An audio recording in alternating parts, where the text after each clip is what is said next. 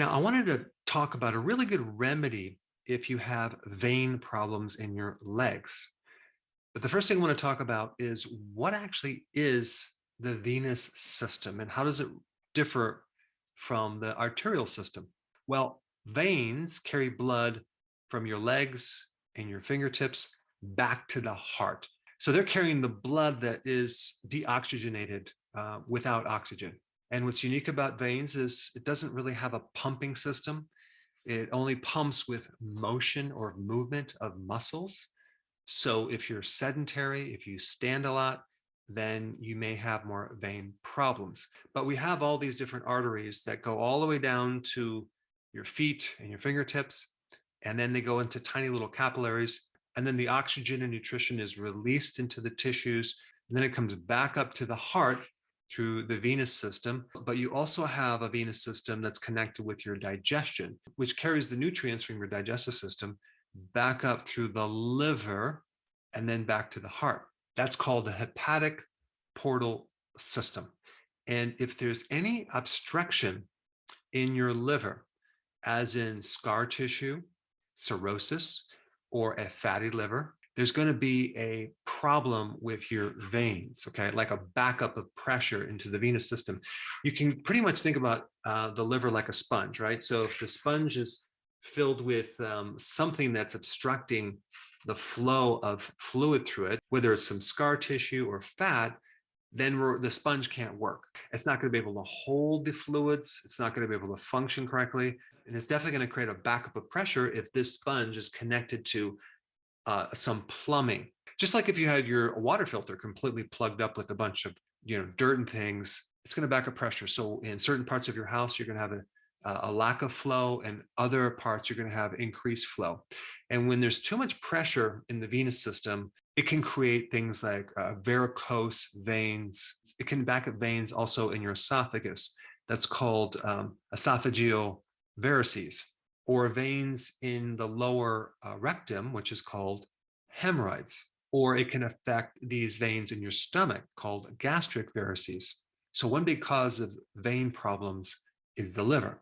But today I want to primarily focus on something called chronic venous insufficiency, where you're getting a problem mostly in the lower part of your legs, where the vein circulation is not moving. One term for this is chronic venous insufficiency, which then causes varicose veins and spider veins and phlebitis, which is inflammation in your veins, or even potentially something called deep vein thrombosis, where you're getting clots in your veins. Some of the symptoms that are related to a lack of flow in the venous system is number one, heavy legs. Number two, swelling in the legs and ankle, pain in the legs, restlessness in the legs.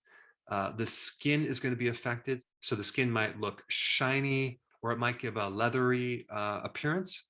You may lose your hair in your legs. It might be itchy, or you might have a color change in the lower legs. Now, a lot of women after pregnancy start to develop varicose veins and vein problems in their lower legs. And this is related to estrogen. So estrogen is another cause of venous problems. Apparently, there's just not a lot of studies on this, but we do know there's receptors for estrogen in your veins. And so if you have too much estrogen, that can affect the vascular system. And this also happens in men too. And what happens with women when they get through menopause, their estrogen goes down, but their progesterone really goes down. And so this gives kind of an appearance of a high estrogen to low progesterone ratio. So even though they have low estrogen, they have extremely low progesterone. So this could be considered as an estrogen dominant situation. Now in men, as they age, the testosterone does go down, and that's going to give them higher amounts of relative estrogen too. And especially if their liver is damaged, because the liver is a key organ to regulate or buffer this estrogen. So that being said, the number one best remedy for vein problems in your lower legs is this red vine leaf extract. And I found this data in a patent where they had all this additional research. And of course, this patent was probably based on the huge study they did. It was a randomized, placebo-controlled, double-blinded clinical trial on quite a few people who had mild to moderate venous insufficiency. Now, the amount of red vine leaf extract that they used was between 360 to 720 milligrams per day for 12 weeks. And the results were significant.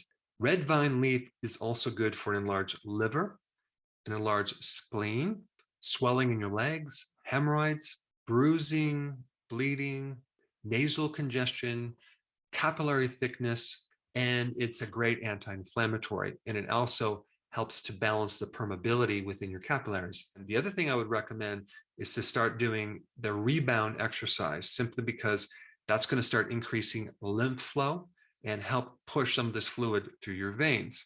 And of course, I would definitely recommend doing walking on a regular basis. You want to keep active. You do not want to do a lot of sitting. You don't want to do a lot of standing. Now, if there is a liver problem, which is very common in these cases, the remedy that I would recommend is called TUDCA. It's a type of bile salt that is not only good for a fatty liver, but it's also good for cirrhosis of the liver. And TUDCA will actually increase the flow of bile through the bile ducts. Now, if there's an estrogen problem, if there is an estrogen dominant problem, I would recommend a product called DIM, which is a super concentrated anti-estrogenic cruciferous blend.